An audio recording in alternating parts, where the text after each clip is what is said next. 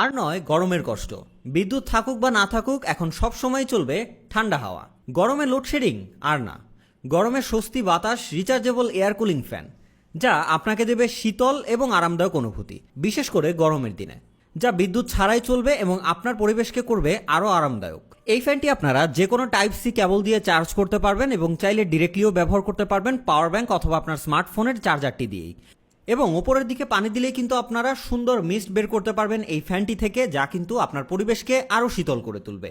এবং এইখানে খুবই কোয়ালিটিফুল একটা ব্রাশলেস মোটর ব্যবহার করা হয়েছে, যা দীর্ঘক্ষণ আপনাকে কিন্তু কোনো রকম শব্দ ছাড়াই শীতল বাতাস দিতে সক্ষম।